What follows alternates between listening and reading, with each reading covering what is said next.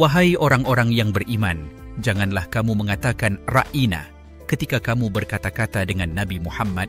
Sebaliknya katakanlah unzurna, dan dengarlah kamu segala perintah dengan sebulat hati menerimanya. Dan ingatlah bahawa orang-orang kafir itu akan beroleh azab seksa yang tidak terperi sakitnya. Orang-orang kafir dari ahli kitab dan juga dari orang-orang musyrik tidak suka kiranya diturunkan kepada kamu sedikit dari kebaikan atau wahyu dari Tuhan kamu. Padahal Allah berhak menentukan rahmatnya kepada sesiapa yang dikehendakinya. Dan Allah jualah yang mempunyai limpah kurnia yang amat besar. Apa sahaja ayat keterangan yang kami mansuhkan, batalkan, atau yang kami tinggalkan atau tangguhkan, kami datangkan ganti yang lebih baik daripadanya atau yang sebanding dengannya. Tidakkah engkau mengetahui bahawasanya Allah Maha Kuasa atas tiap-tiap sesuatu? Tidakkah engkau mengetahui bahawa sesungguhnya Allah yang menguasai segala alam langit dan bumi? Dan tiadalah bagi kamu selain Allah sesiapa pun yang dapat melindungi dan yang dapat memberi pertolongan. Adakah kamu pula hendak meminta dari Rasul kamu sebagaimana diminta dari Nabi Musa oleh kaumnya dahulu? Dan sesiapa yang menukar iman dengan mengambil kekufuran, maka sesungguhnya ia telah sesat dari jalan yang lurus. Banyak di antara ahli kitab, Yahudi dan Nasrani suka kalaulah kiranya mereka dapat mengembalikan kamu menjadi kafir setelah kamu beriman, kerana dengki yang timbul dari diri mereka sendiri sesudah nyata kepada mereka kebenaran Nabi Muhammad. Oleh itu, maafkanlah dan biarkanlah oleh kamu akan mereka sehingga Allah datangkan perintahnya. Sesungguhnya Allah Maha Kuasa atas tiap-tiap sesuatu. Dan dirikanlah oleh kamu akan sembahyang dan tunaikanlah zakat, dan apa jua yang kamu dahulukan dari kebaikan untuk diri kamu, tentulah kamu akan mendapat balasan pahalanya di sisi Allah. Sesungguhnya Allah sentiasa melihat segala yang kamu kerjakan. Dan mereka, Yahudi dan Nasrani, berkata pula, tidak sekali-kali akan masuk syurga melainkan orang-orang yang beragama Yahudi atau Nasrani.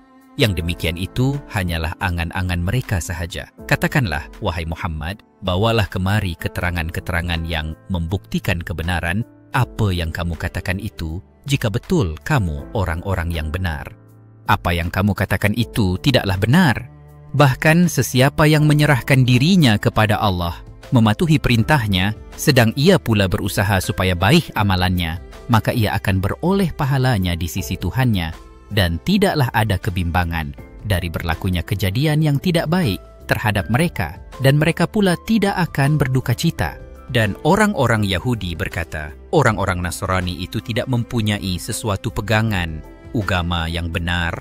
Dan orang-orang Nasrani pula berkata, orang-orang Yahudi tidak mempunyai sesuatu pegangan agama yang benar. Padahal mereka membaca kitab suci masing-masing, Taurat dan Injil.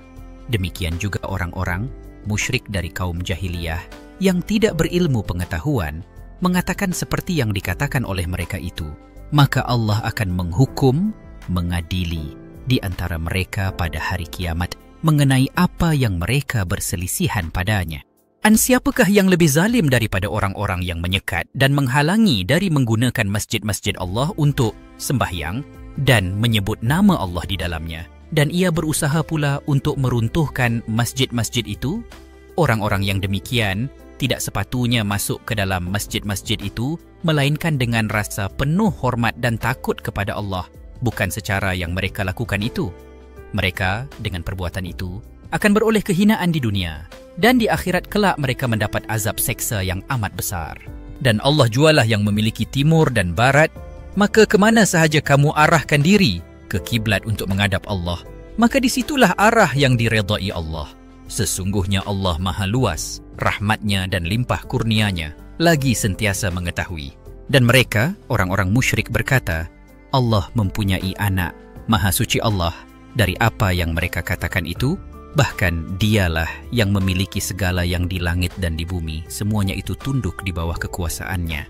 Allah jualah yang menciptakan langit dan bumi dengan segala keindahannya, dan apabila ia berkehendak untuk menjadikan suatu, maka ia hanya berfirman kepadanya, jadilah engkau, lalu menjadilah ia.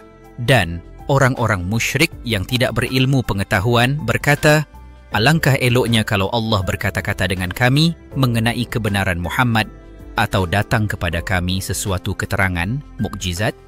Demikian pula orang-orang kafir yang terdahulu dari mereka pernah berkata seperti yang dikatakan oleh mereka. Hati mereka sekaliannya adalah bersamaan, degil dan kufur.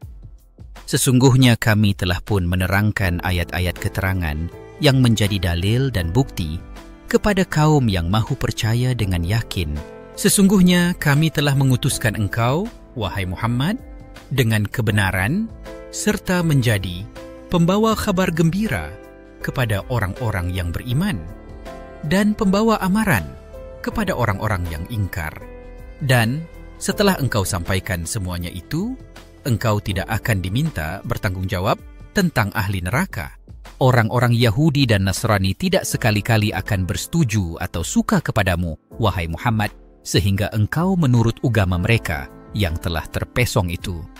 Katakanlah kepada mereka, sesungguhnya petunjuk Allah, agama Islam itulah petunjuk yang benar. Dan demi sesungguhnya jika engkau menurut kehendak hawa nafsu mereka sesudah datangnya wahyu yang memberi pengetahuan kepadamu tentang kebenaran, maka tiadalah engkau akan peroleh dari Allah sesuatu pun yang dapat mengawal dan memberi pertolongan kepadamu.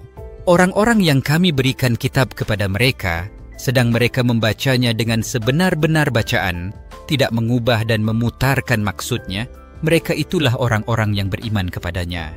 Dan sesiapa yang mengingkarinya, maka mereka itulah orang-orang yang rugi. Wahai Bani Israel, kenanglah akan limpah kurnia nikmatku yang telah kuberikan kepada kamu, dan aku telah melebihkan datuk nenek kamu yang taat dahulu atas umat-umat yang lain yang ada pada zamannya. Dan peliharalah diri kamu dari huru-hara hari kiamat yang padanya seseorang tidak dapat mengganti atau melepaskan orang lain sedikit pun, dan tidak akan diterima daripadanya sebarang tebusan, dan tidak akan memberi manfaat kepadanya sebarang syafaat. Dan orang-orang yang salah itu tidak akan ditolong dari azab sengsara.